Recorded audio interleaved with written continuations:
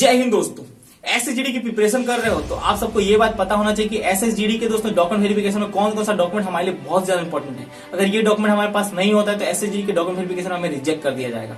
और दोस्तों ये डॉक्यूमेंट बहुत ज्यादा जरूरी है क्योंकि दोस्तों जनरल कैटेगरी हो, चाहे एससी एसटी हो, चाहे ओबीसी हो। आज मैं दोस्तों जो वीडियो बनाने वाले बहुत ज्यादा महत्वपूर्ण वीडियो है क्योंकि डॉक्यूमेंट वेरिफिकेशन सबसे ज्यादा मेन चीज है एसएसजीडी के एग्जाम में। दोस्तों अगर एग्जाम आप क्लियर कर देते हो तो लास्ट में आप डॉक्यूमेंट वेरिफिकेशन भागा ना दिया जाए। तो दोस्तों सबसे पहले आप सबको पता है कि इसके फॉर्म अप्लाई से पहले इसके फॉर्म में लिख दिया गया कि जितना भी दोस्तों आपके डॉक्यूमेंट हो वो दोस्तों फॉर्म अप्लाई से पहले का हो, उसके बाद का ना हो।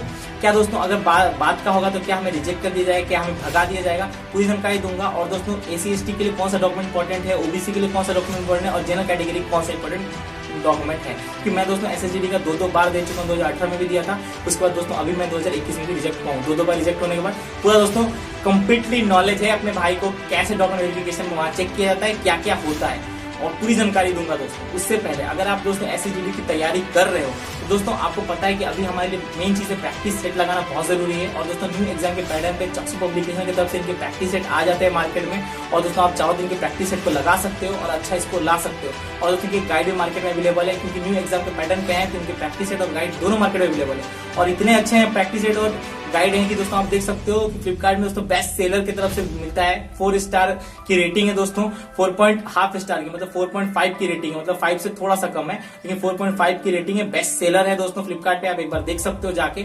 और दोस्तों न्यू एग्जाम के पैटर्न पे तो आपकी बहुत ज्यादा मदद हो जाएगी। आप चाहो तो दोस्तों इसके गाइड को ले सकते हो या दोस्तों आप चाहो तो इसके प्रैक्टिस सेट को ले सकते हो। अभी सबसे ज्यादा इंपॉर्टेंट हमारे लिए प्रैक्टिस सेट है तो आप प्रैक्टिस सेट जाकर परचेस कर सकते हो। डिस्क्रिप्शन में लिंक है, आप चाहो तो इसको परचेस कर सकते हो न्यू एग्जाम के पैटर्न पे, तो आपकी बहुत ज्यादा मदद हो जाएगी। और बात कर लेते हैं दोस्तों अभी फिलहाल में डॉक्यूमेंट के सबसे ज्यादा इंपॉर्टेंट डॉक्यूमेंट कौन सा रहने वाला है। तो सबसे ज्यादा इंपॉर्टेंट डॉक्यूमेंट ये रहने वाला है कि अगर जनरल कैटेगरी से हो तो आपका आधार कार्ड उतना इंपॉर्टेंट नहीं है जितना इंपॉर्टेंट आपके मैट्रिक सर्टिफिकेट, आपके बाप माँ का नाम सही होना जरूरी है। अगर ये चीज आपका गलत है, आधार कार्ड में नाम गलत भी है, मम्मी पापा चल जाएगा, आप और कोई डॉक्यूमेंट फेस कर सकते हो। आधार कार्ड में मम्मी पापा का नाम चेंज कर सकते हो लेकिन मैट्रिक में गलती है तो वहां पर दिक्कत होगी, वहां पे आपको प्रॉब्लम होगा। जनरल कैटेगरी की बात करो, ओबीसी भी होगा तो दिक्कत होगा, एससी एसटी होगा तो दिक्कत होगी क्योंकि मम्मी पापा का नाम बार बार चेक होता है और पूरा ध्यान से चेक करते हैं। 3 आदमी बैठा होता है डॉक्यूमेंट वेरिफिकेशन में, तीनों आदमी ध्यान से एक आदमी बैठ के लाइन से अपने पापा मम्मी का डॉक्यूमेंट देखता है। तो अगर आपने डॉक्यूमेंट वेरिफिकेशन अपने बाप मामा का नाम गलती भरा है फॉर्म भरने के टाइम पे तो उस टाइम आपको प्रॉब्लम होगा, बहुत ज्यादा प्रॉब्लम होगा डॉक्यूमेंट वेरिफिकेशन टाइम पे। उस टाइम वो लोग आपको 1000 सवाल करेंगे, या तो रिजेक्शन भी दे सकते हैं, ऐसा कुछ नहीं है।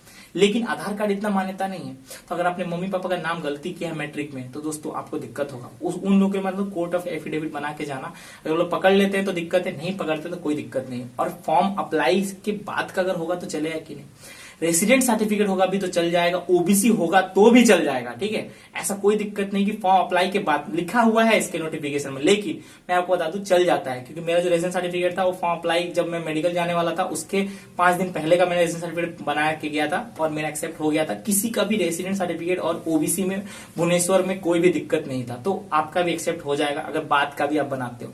अभी आपका एग्जाम का टाइम है तो बिल्कुल अभी डॉक्यूमेंट का चक्कर में पड़ना ही नहीं है, बस जान लो, आपको नॉलेज होना चाहिए कि जैसे एग्जाम खत्म हो जाते हैं हम डॉक्यूमेंट अपना बना के रख लेते हैं। क्योंकि आप सबको पता है, और बता दूं, ओबीसी हो चाहे दोस्तों ईडब्ल्यूएस हो चाहे आपके एसटी सर्टिफिकेट हो, ये तीनों आपके 3 साल तक वैलिड होते हैं, मतलब 3 साल के अंदर का ये होना चाहिए। 3 साल से ज्यादा हो गया अभी आपका तो आप एक न्यू बनवा लो, कोई भी आपको दिक्कत नहीं है, लेकिन 3 साल के अंदर का होना चाहिए, चाहे ओबीसी हो चाहे रेसिडेंट सर्टिफिकेट हो चाहे दोस्तों आपके एससी सर्टिफिकेट हो, ये आपके 3 साल के अंदर के रहने चाहिए। 3 साल से ज्यादा अगर हो गया हो तो उसको आप बना लीजिएगा। ईडब्ल्यूएस भी सर्टिफिकेट अगर 3 साल से ज्यादा हो गया तो आप उसको एक न्यू बना के लेके जाइए।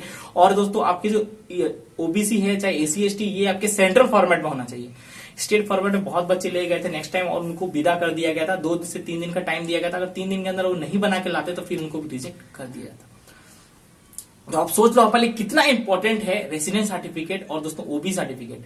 रेसिडेंट सर्टिफिकेट तो आप बना सकते हो, वो भी दोस्तों अपने स्टेट का बनाना।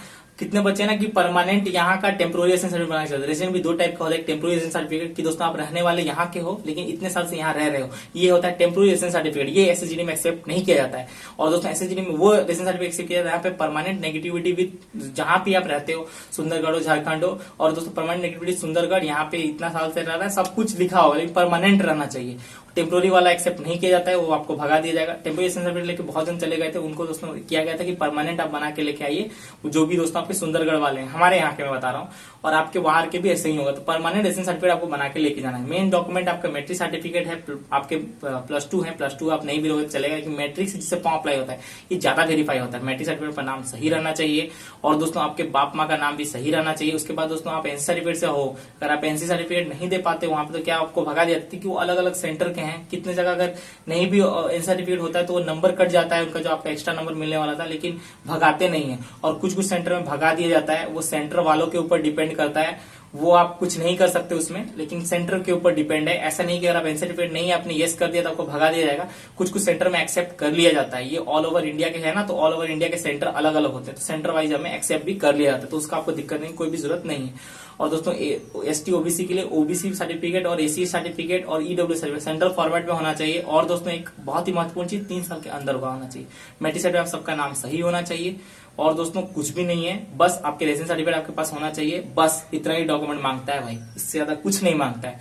तो इतना हाइप क्रिएट करने की जरूरत नहीं है। अभी दोस्तों आप पढ़ाई पे ध्यान दो, जैसे ही दोस्तों इसके ये खत्म हो जाते हैं एग्जाम, ये डॉक्यूमेंट आप बनवा लेना, अभी से बनवा के रख लो, कोई दिक्कत नहीं। 3 साल तक वैलिड होता है, चाहे ओबीसी हो, चाहे वो रेसिडेंस सर्टिफिकेट हो, चाहे आपके कोई भी कास्ट सर्टिफिकेट हो, 3 साल तक वैलिड होता है, लेकिन सेंट्रल फॉर्मेट में। और फॉर्मेट आपका कौन सा चाहिए आप यहाँ पे देख सकते हैं, मैं लगा दिया हूँ, एसएसजीडी के नोटिफिकेशन में दिया हुआ है कि ये फॉर्मेट में आपका सर्टिफिकेट चाहिए। ये देखिए मैं यहाँ पे दिया हूँ, आपके ओबी सर्टिफिकेट कौन सा फॉर्मेट में, 5 होना चाहिए, 3 होना चाहिए, सब यहाँ पे दिया हुआ, आप देख लो। इसी फॉर्मेट में आप इसी फॉर्म में बना के लेके आना, ठीक है, कोई आपको दिक्कत नहीं होगा। फॉर्मेट भी मैंने आपको दे दिया, ये फॉर्मेट ऐसे मांगता है, तो आप चाहो तो बनवा सकते हो। और दोस्तों अगर आपको कुछ डाउट होता है तो आप मुझे कमेंट कर सकते हो डॉक्यूमेंट वेरिफिकेशन के अकॉर्डिंग, कि डॉक्यूमेंट में आपको और कुछ होगा तो आप मुझे कमेंट जरूर करना। आप चाहो तो मुझे इंस्टाग्राम फॉलो कर सकते हो। और दोस्तों मिलते हैं आपको दूसरी वीडियो में ऐसे वीडियो के साथ। डॉक्यूमेंट में दोस्तों अगर और कुछ डाउट है तो आप पक्का मुझे जरूर कमेंट करना, मैं आपको कमेंट की रिप्लाई करने की कोशिश करूंगा। आप चाहो तो मुझे मैसेज कर देना, और दोस्तों इंस्टाग्राम पे अगर होगा मेरे पास टाइम तो मैं पक्का रिप्लाई करूंगा। लेकिन इतना ही डॉक्यूमेंट जरूरी, इससे ज्यादा डॉक्यूमेंट वेरिफिकेशन में नहीं मांगता है डॉक्यूमेंट, बस इतना भी डॉक्यूमेंट हो तो आपके डॉक्यूमेंट वेरिफिकेशन आप पास हो जाओगे बस। आधार कार्ड तो मांगा ही नहीं, मेरे से तो मांगा ही नहीं। हाँ, सिग्नेचर आपका मैच होना चाहिए। अगर आपके फिंगरप्रिंट वहां मैच नहीं होते हैं तो आपका सिग्नेचर मैच होना चाहिए। कितने बच्चों का फिंगरप्रिंट भी मैच नहीं होते, जब डॉक्यूमेंट वेरिफिकेशन आता है फिंगरप्रिंट मैच नहीं होता सिग्नेचर में, तो उन लोगों को डिस्क्वालीफाई कर दिया जाएगा। आप याद रखना, आप कुछ नहीं कर पाओगे।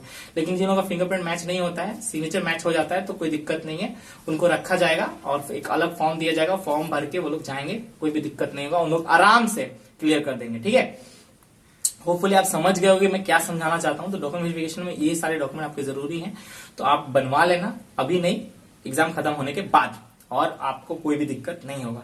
और आपको कोई दिक्कत होगा तो आपको है ना Saurabh Mishra inform YouTube channel, figure क्या है बात, जब Saurabh Mishra inform YouTube channel है आपके साथ, कोई आपको दिक्कत नहीं होगी। कोई भी दिक्कत होगी तो आप मुझे कमेंट जरूर करना, कमेंट की रिप्लाई करने की कोशिश करूंगा। मिलते हैं आपको दूसरी वीडियो में ऐसे वीडियो के साथ। जय हिंद, जय भारत।